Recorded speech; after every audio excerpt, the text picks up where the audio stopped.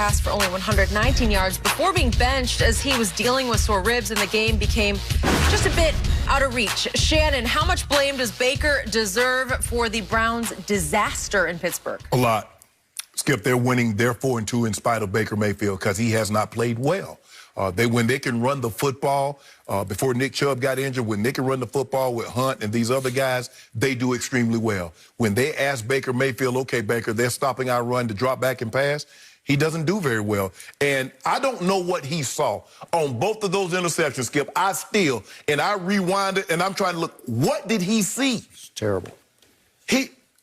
Well, he didn't see DB. Clearly he didn't see, Skip. And here we are in year 3. Skip, there's no certainty that they're going to pick up that 5th-year option. There's no way that they're pleased with the way they're playing and what he's shown. Now, I want to know, Skip, did he wake up yesterday feeling dangerous? Oh. You know what I'm saying? What I'm starting to see, the one thing that Skip Bayless tells me he hates worse than anything is a front runner. And I'm starting to see a lot of front running in your guy Baker, Skip, and shake and bake. When things are going good, he want to plant flags. He feels dangerous. And now all of a sudden, where's that chip? You notice when Baker Mayfield played good, he got a chip, big old boulder. I'm talking about, ooh, on his shoulder. Now I ain't heard nothing about no chip. I ain't heard nothing about no dangerous. I hadn't heard anything. Yep. In order for Cleveland to be what... Now, Skip, we going through a lot of different coaches now. At some point in time, there's a common denominator here with all these coaching, with all these front offices. What is the common denominator that we keep seeing? Because they still can run the football as good as anybody. But they have yet to get consistent quarterback play like the really good teams that are expected. Now, in that division, you're going to have to win 10, 11 games to make it in that division, Skip. I don't see how you win the division without winning 11, 12 games. Because Pittsburgh look like they're for real, and Baltimore, we know what they represent. So the best you can hope for Cleveland is possibly getting a wild card. Now, I don't know what they're going to do because the trade deadline is coming up. But if I'm Odell, I'm going to say, you know what, guys? I've been here for a little over a year and a half. I don't think it's going to work. There is no way, Skip, you should be this bad with these kind of weaponry. You got Austin Hooper, who went to the Pro Bowl last year. Jarvis has been to Pro Bowl. Odell has been to Pro Bowl. You took a lineman with the top 10 pick, and you got Jack Conklin from Tennessee. And you can run the ball with Kareem Hunt. There is no way Cleveland should have a performance like this. And it goes back to the quarterback. He's not the only problem, but he has yet to be the solution.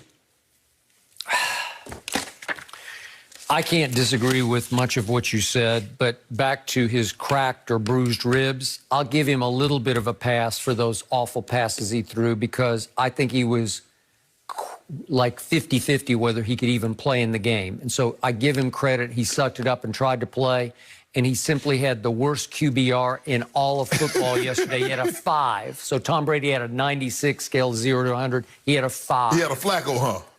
Isn't that hey, Flacco's? Fluco had a Fluco yesterday. Oh, but we expect that. We do. Here's my problem with Baker. I don't know who is advising him, but once again, for the second straight year, I cannot turn on my TV without seeing 20 straight Baker commercials. I don't get it. We got new Progressive insurance commercials. It's my house, my stadium. They're fun, they're funny, but they're relentless, yes. man. And now we got Heisman House, Nissan commercials. And he has become the star of stars. They've got all the Heisman winners involved in this. You know who they all are. Dozens of them are coming and going. Even Tebow's in one. Yes. But who's the consistent star? Who's the focal point of the commercials? It's Baker Mayfield, the it kid. I guess they think kids will buy whatever he's selling. Right. I don't know. Because he's now in danger of, speaking of being dangerous, he's in danger of making better commercials than he makes plays in a football game. Correct. He's in grave danger of that. This was a stinker from start to finish. This was awful. I will give Pittsburgh credit because he did run into a buzzsaw of a Steelers defense. It is flying. And Ben didn't have to do much. Ben had sort of what you call a Brady-esque kind of a game, right? Where he sort of game managed. So he didn't have to do much, but Baker was so bad it did not matter, and it was a wipeout. So I look at, he's thrown 10 touchdowns to only 6 interceptions, which is pretty good. And I said this before, and I'm going to remind everybody, this is the same Cleveland team that led my Cowboys at Jerry World 41-14. So you were very complimentary because you said, new system, new coach. Stefanski is showing him how we've got to take the Kirk Cousins ball out of your hand. But they ran the ball for like 300 yards. I got it. What was it, 307? Yeah. Yeah, okay. And now Nick Chubb is gone, but I don't know for how long. Right. But if I look at their schedule, and by the way, before I leave this, Odell threw his first tantrum or fit or whatever you want to call it of the season yesterday on the sideline. And Stefanski said, well, he was frustrated like we all were. Well, nobody can get more frustrated than that guy can. He is a force of nature when he is frustrated. Right. He will uproot your whole football team and drop it on its head. So my point is, you better be careful, but you do have an extremely reasonable schedule going forward because they go to Cincinnati, which I think they can win that game. And then they get Raiders at home. And think of these games. They still get Texans and Eagles at home. They go to Jacksonville. They go to the Giants, and they go to the Jets. Those are some of the finishing games. If they can be as good as they were to get to 4-2 for the 4 wins, okay, they might be able to pull off a wild card. But that's the thing, though, Skip. Where have we seen the consistency outside of Baker's rookie season? We have yet to see him string together games in which he have shown that level of consistency. That's the problem. Skip, with that, people talk about the Cowboys' talent. Look at the talent on Cleveland's offensive side. Yeah, it is. It's extraordinary. Yes. Yeah, and it's not clicking at all. Something's not right. And I get it. It's Cleveland people. That's Cleveland. It's Cleveland. No. You got to get consistent quarterback play.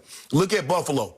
They get consistent quarterback play. Look at Miami. They're getting consistent quarterback play. Look at teams that get consistent quarterback play that's not as talented as Cleveland. This is unacceptable that Cleveland looked like this with Odell, Jarvis, Hooper, running game, and those big offensive linemen that they have. This is unacceptable.